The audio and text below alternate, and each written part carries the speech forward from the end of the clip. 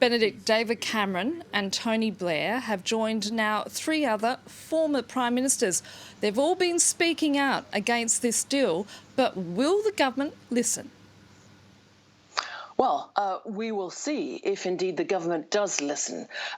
So you're absolutely right. Now 5 former Prime Ministers, 3 of them Conservative former Prime Ministers, the latest being David Cameron, but previously we had Theresa May and Sir John Major condemning this internal market bill because it does, they agree, infringe international law, as admitted by the Northern Ireland Secretary Randall Lewis in the House of Commons last week. But it's not just Conservative former Prime Ministers, it's all living former Prime Ministers, because you've also got Tony Blair, the Labour former Prime Minister, and also Gordon Brown, who have condemned this bill. So it is clear that it is provoking a huge amount of controversy, not least also because the former Attorney General, Geoffrey Cox, this morning said he will vote against it. And they're basically all saying that this will damage the international reputation of the United Kingdom, damage trust. And Geoffrey Cox said it was unconscionable damage to Britain's international reputation. And Benedicte, news has been coming in the last hour or so about Labour leader Keir Starmer self-isolating after a member of his household showed possible COVID-19 symptoms.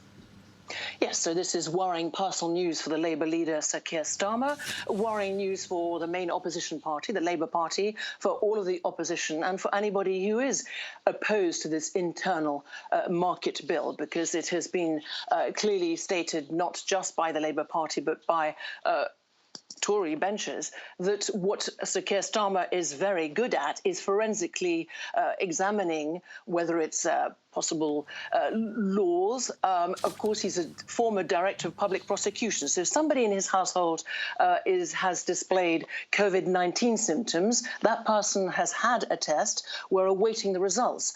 But it does concretely mean that when the bill comes later this afternoon for its second reading, the first opportunity for British members of Parliament to debate it, to criticise it, or indeed approve it, we will be able to see the extent of the rebellion in the Tory benches, the governing party's benches themselves. But one person who will not be there to forensically examine it will be Sir Keir Starmer himself. The Speaker of the House has made it very clear in this socially distanced House of Commons, with far fewer in the House of Commons and chamber itself MPs, that he cannot join via video link. That will not be possible. Now, it remains to see what the result of this person in his household's test is.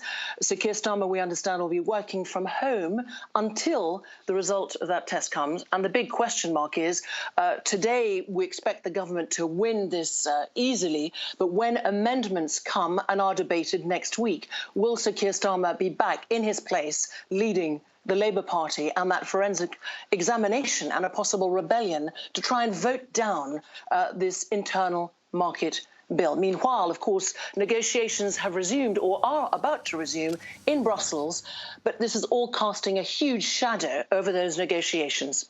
Benedicte Paviot reporting there from London. Thank you.